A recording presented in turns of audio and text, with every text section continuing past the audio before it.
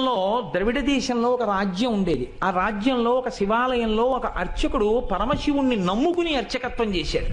అర్చకత్వం అంటే మామూలుగా చేసింది కాదు, ఆయన ఉన్నాడు అని నమ్మి అర్చకత్వం చేశాడు. బ్రహ్మాండమైనటువంటి కరువు వచ్చింది. ఆ ఊళ్ళో ఇంకా ఎవరు బతకలేక ఇంకా ఈ ఊరు విడిచిపెట్టి వెళ్ళిపోతున్నామని చెప్పి వెళ్ళిపోయారు. ఆ వెళ్ళిపోయేటప్పుడు ఒక గమ్మత్తు ఉంటుంది. చాలా తేలికైనవి, అమ్ముకుంటే అన్నం దొరికేవి ఉంటాయో పట్టుకెడతారు, బరువైనవి వదిలిపెట్టేస్తారు. మళ్ళీ మంచి రోజులు వస్తే మనం వచ్చేటప్పటికి ఉంటాయి. ఇక మంచి రోజులు రాకపోతే ఈ ఊరికి మనకి బాంధవ్యం తీరిపోయిందని వెళ్ళిపోతారు. వాళ్ళు వెళ్ళేటప్పుడు ఆవుల్ని గేదెల్ని తీసుకెళ్లరు. ఎందుకు తీసుకెళ్లరో తెలుసా అండి? తమ కడుపు నిండడానికే మార్గం లేదు, ఇంకా వాటిని ఏం మేపుతారు. కాబట్టి కరువు వచ్చినప్పుడు ఆవుల్ని గేదెల్ని ఇంకా పోషించలేక ముందు నీరు పోయలేరు, కాబట్టి వాటిని వదిలిపెట్టేసి వెళ్ళిపోతారు. అలా వెళ్ళిపోయారు ఆ ఊళ్ళో వాళ్ళందరూ. ఈ శివాలయంలో అర్చకుడు అన్నారు, నువ్వు కూడా వచ్చేసేయి మాతో అన్నారు. అంటే ఆయన అన్నాడు, నేను వెళ్ళిపోతే శివుడికి అన్నం ఎవరు పెడతారన్నాడు. ఇది భక్తి అంటే. అందరూ వదిలిపెట్టేశారు ఊరు. ఈయన వదిలిపెట్టేయచ్చు, కానీ ఈయన బతకడం కాదు, ఆ గుళ్ళో శివుడు బతకాలి. అందరినీ బతికించేవాడు అందరినీ ఊరి నుంచి పంపించేస్తున్నాడు, వాడికి దయలేనప్పుడు నేను ఎందుకు ఉండాలనాలి. ఆయన అలా అనలేదు, వాడికి నేను అన్నం పెట్టాలన్నాడు. ఇదే భక్తి అండి అని ఉండిపోయాడు. అందరూ వెళ్ళిపోయారు. ఈయన ఊరు మొత్తం మీద ఒక్కడే ఉండడం అంటే మీరు ఆలోచించండి ఎలా ఉంటుందో. ఇప్పుడు పక్కింటికి వెళ్ళి అడుగుదామంటే కూడా ఎవరు లేడు, మాట్లాడడానికి కూడా ఎవడో ఉండడు. ఎవరున్నారు? శివుడే ఉన్నాడు అంతే, నమ్ముకున్నవాడు. ఆయనకే చెప్తున్నాడు, అందరూ వెళ్ళిపోయారయ్యా, నేను ఒక్కడనే ఉన్నాను, నీకోసమే ఉన్నాను. నేను వెళ్ళిపోతే నీకు ఇంత ముద్దెట్టేవాడు లేడు, ఇంత ముద్దెడదామని ఉన్నాను. నాకు దొరికితే నీకు సగం పెడతాను, నాకు దొరకడం మానేసింది అనుకో, ఇద్దరం పస్తుందాం అని చెప్పాడు. శివుడి మనసు కదిలిపోయింది ఈ భక్తికి. ఇదండి భక్తి అంటే. నేను అందుకే తరచూ ఒక మాట చెప్తా, భక్తి అంటే మనసు విప్పి భగవంతునితో మాట్లాడుట. ఓ స్తోత్రాలు చదివేయడమును ఇలా ఇలా ఇలా ఇలా ఇలా యాక్షన్ 500లు భక్తి అనరు. మనసు విప్పి భగవంతుడితో ఉన్నదున్నట్టు నిలబడి నిజాయితీగా ఉండుట, దానికి భక్తి అని పేరు. నిరంతరానుసంధానము ఈశ్వరుడితో. అది తైలధార పాత్రలోంచి పాత్రలోకి పడ్డట్టు పడుతూనే ఉండాలి. కాబట్టి చూడండి, ఇప్పుడు కదిలింది ఈశ్వరుడి గుండె. ఆయన అన్నాడు, ఒరే నువ్వు అక్కడివి నా కోసం ఉండిపోయావు, ఫోన్లో పనిచేయి, నీకు చాలా డబ్బు వచ్చే మార్గం ఒకటి చెప్తాను. నేను ఒక శ్లోకం ఒకటి రాసిస్తాను. ఈ రాజ్యానికి ఉన్నటువంటి ప్రభువు చాలా సాహిత్యమునందు మక్కువ కలిగినటువంటి వాడు. కాబట్టి ఆయన నువ్వు పట్టుకెళ్ళి ఈ శ్లోకం చెప్తే చాలా సంతోషించి నీకు కానుకలు ఇస్తాడు. నువ్వు ఆ కానుకలు తెచ్చుకుని దానితో నువ్వు బతుకు, నాకు నైవేద్యం పెట్టు అన్నాడు. అంటే అలాగే అంగీకరించి ఆ గుడిలో ఉండేటటువంటి అర్చకుడు ప్రభువు దగ్గరికి వెళ్ళాడు. వెళ్ళి పరమశివుడు రాసిచ్చినటువంటి పత్రాన్ని తీసి ఆ పద్యాన్ని చదివాడు. సింధుర రాజగమనాద్ధమ్మిల్ల బంధంబు సహజ సుగంధంబు. అందులో ఉంది, పార్వతీదేవి యొక్క కేశపాశము సహజమైనటువంటి సువాసనతో కూడి ఉంటుంది. సింధుర రాజగమనాథమ్మిల్ల బంధంబు సహజ సుగంధము. సింధుర రాజగమన అంటే ఏనుగు ఎలా నడుస్తుందో అటువంటి ఏనుగు యొక్క నడక వంటి అందమైన నడక కలిగినటువంటి పార్వతీదేవి యొక్క కేశపాశము సహజమైన సుగంధము కలిగినది. ఆ రాజు యొక్క ఆస్థానంలో ఆస్థానకవి ఒక ఆయన ఉండేవాడు, నత్కీరుడు అని ఆయన పేరు. ఆ నత్కీరుడు అక్కడ కూర్చుని ఉండగా ఈయన వెళ్ళి ఆ పద్యం చదివాడు. చదివితే ప్రభువు సంతోషించబోయాడు. నత్కీరుడు లేచి అన్నాడు, తప్పిది చెప్పరాదు, కవితా సమయంబున నొప్పు కాదు, నీవిప్పగిదిన్ రచయింపవచ్చునే అన విప్రుడు తెల్లబోయి, నాక పరమేశ్వరుండు ఈ వసుధాదిపుపై రచయించి ఇచ్చెగాని ఏ ఒప్పును తప్పునేనరుగా ఉత్తములారయటంచు క్రమరన్. కాళహస్తీశ్వర మహాత్యంలో ధూర్జటి ప్రణీతం ఇది. ఆయన అన్నాడు, అయ్యయ్యో తప్పిది చెప్పరాదు. ఇలా చెప్పచ్చా? తప్పు. ఎలా చెప్తున్నావు? కవితా సమయంబున నొప్పు కాదు. ఒక కవిత్వం చెప్తే దానికి ఒక నియమం ఉంటుంది. ఏది సహజంగా ఉంటుందో అది చెప్పాలి. అసహజమైన విషయం రాడు. వెంట్రుకలకి సువాసన ఉండడం ఏంట్రా? ఎలా రాసుకొచ్చావు? కవితా సమయంబున నొప్పు కాదు, నీవప్పగిదిన్ రచయింపవచ్చునే, నువ్వు ఇలా రచనలు చెయ్యొచ్చా అని అడిగాడు నత్తీరుడు లేచి. పాపం ఆయన శివాలయంలో అర్చకుడు, పాపం కవిత్వం రాదు. నత్తీరుడంతటి వాడు లేచి గద్దించేటప్పటికీ హడిలిపోయాడు.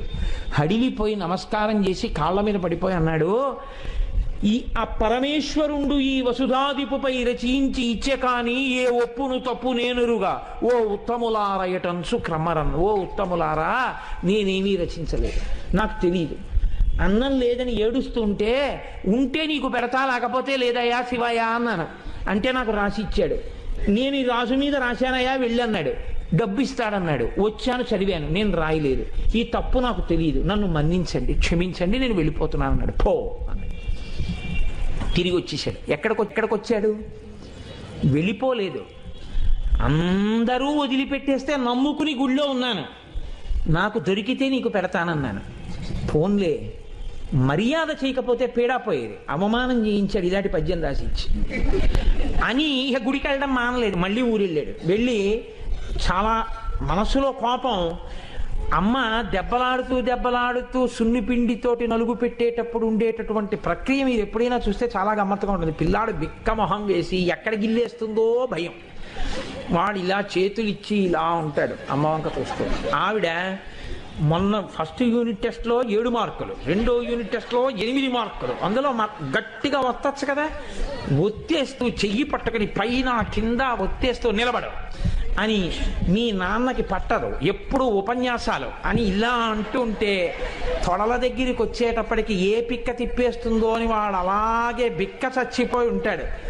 అలా ఈయన చేతిలో పాత్ర పట్టుకుని నమస్సోమాయిచ రుద్రాయిచ నమస్తామ్రాయిచ అరుణాయిచ నమశంగాయిచ పశుపతయేచ, గొప్ప పద్యం రాశావు అని పోస్తుంటే శివుడు బిక్క చచ్చిపోయి అలా ఉండి అభిషేకం చేయించుకుని, నువ్వు పెట్టకపోయినా నేను పెట్టాలిగా, ఇంత తిను.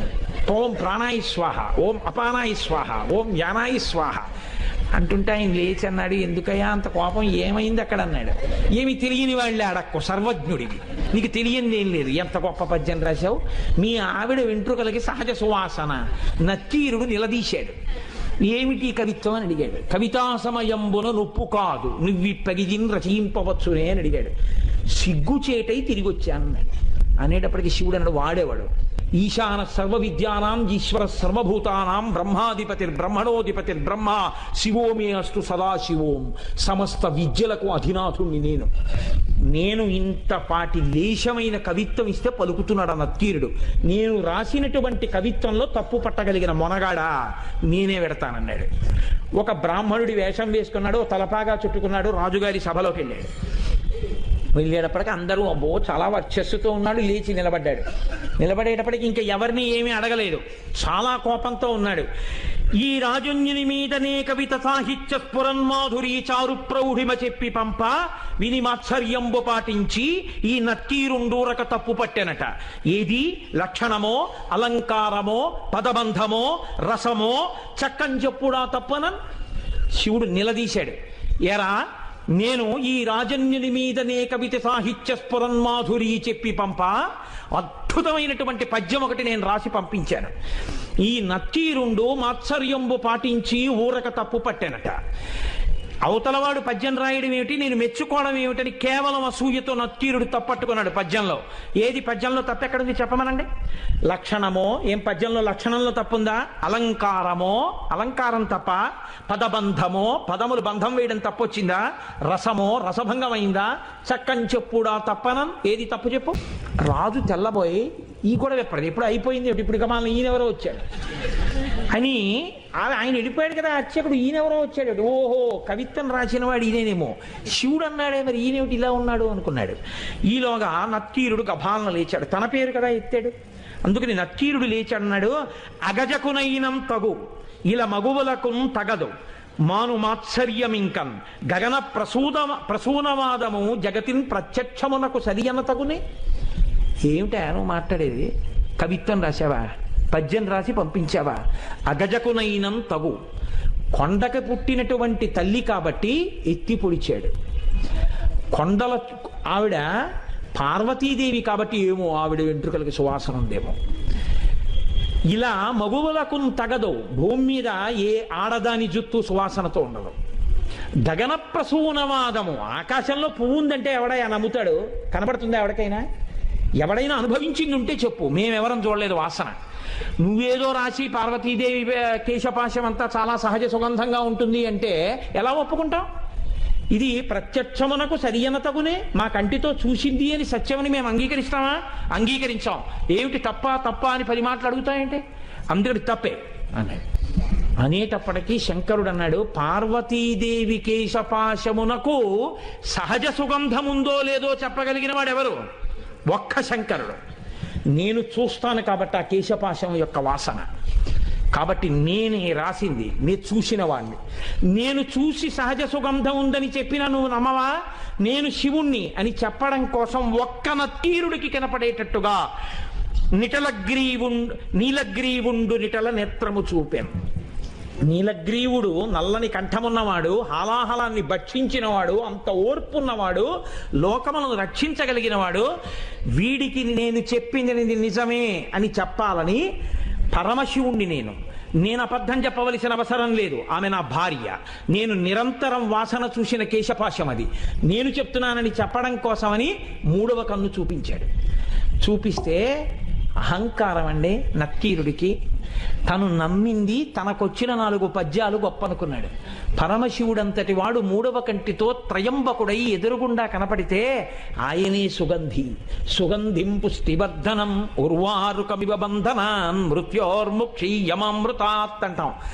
ఒక్కసారి మహాదేవుడి కాళ్ళ మీద పడితే ఏ స్థితిని పొంది ఉండేవాడో ఆయన అన్నాడు, తల చుట్టువార కన్నులు కలిగిన పద్యంబు తప్పు కాదనవశమే, వలదిచ్చట నీ మాయా విలసనములు పనికిరావు విడువమటన్నాను. 3వ కన్ను కాదు, నీ తల చుట్టూ కళ్ళు చూపించినా నువ్వు చెప్పిన పద్యం తప్పే. అహంకారం చూడండి ఎలా ఉంటుందో. అన్ని విద్యలకు ఆలవాలమైనటువంటి శంకరుడే వచ్చి చెప్తే ఎందుకు వచ్చిందిరా? మహానుభావుడు చెప్తున్నాడు, ఏమో నా తల్లి కేశపాశమునకు సుగంధం ఉండి ఉండవచ్చు. ఆ అనుభవము, నేను అలా అమ్మ కేశపాశ దర్శనం చేయగలిగిన భాగ్యాన్ని శంకర నాకు కూడా కృప చెయ్యని పాదాల మీద పడాలి. తన విద్యతో వాదన చేస్తున్నాను అనుకున్నాడు. నీ తల చుట్టూ కళ్ళు చూపించినా నీ పద్యం తప్పే అన్నాడు. వెంటనే శంకరుడు అన్నాడు, నీవు కుష్ఠవ్యాధి చేత భయంకరముగా పీడింపబడదువుగాక. ఉత్తర క్షణంలో ఒళ్ళంతా వివరణమై కుష్ఠవ్యాధి బయలుదేరింది.